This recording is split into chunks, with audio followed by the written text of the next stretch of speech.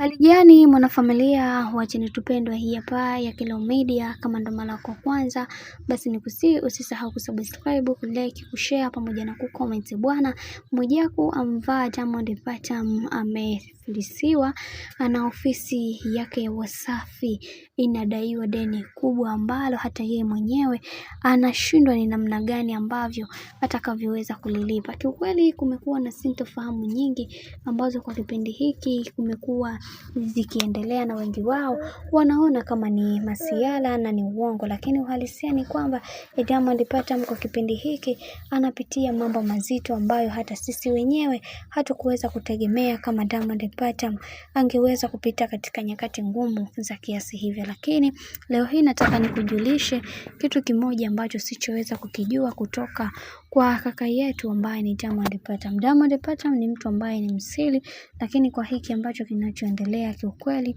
watu wengi wameweza kuumizwa kwa sababu ni mtu ambaye alikuwa anaaminika sana katika kila hatua ya maisha ambayo anayoipiga, lakini mambo yamekuwa tofauti na tayari mambo yameshaweza kuharibika, lakini tunaamini katika hiki Mungu atampitisha katika njia zilizo sawa na zilizo sahihi ili kuweza kufikia malengo yake, kwa sababu kila mtu anatamani kuweza kuona bwana mkubwa Diamond Platnumz akipiga hatua kubwa katika maisha yake yote kiujumla. Sasa mambo ndo kama hivyo ambavyo unavyozidi kuona mambo yanazidi kutaradadi katika kila hatua ya bwana mkubwa Diamond Platnumz. Kiukweli Diamond Platnumz kwa kipindi hiki anapitia changamoto nzito ambayo hata yeye mwenyewe anashindwa ni namna gani ambavyo atakavyoweza kusolve hili tatizo, kwa sababu kuna vitu vingi ambavyo vimemkabili na anashindwa ni namna gani ambavyo atakavyoweza kutatua haya ambayo yanayoendelea. Lakini mwisho wa haya yote tumeshaweza kuelewa na kutambua kwamba ni vitu gani ambavyo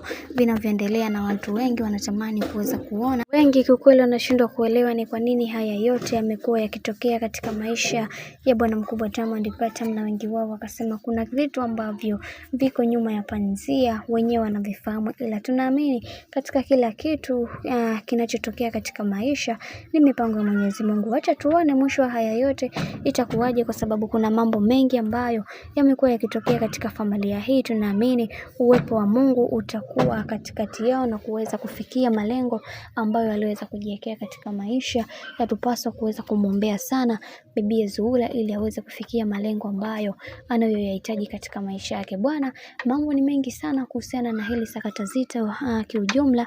Mimi naomba nikusihi kitu kimoja, kama ndo mara yako kwanza kufuatilia channel tupendwa hii hapa ya Kilo Media, basi nikusihi usisahau kusubscribe, kulike, kushare pamoja na kucomment.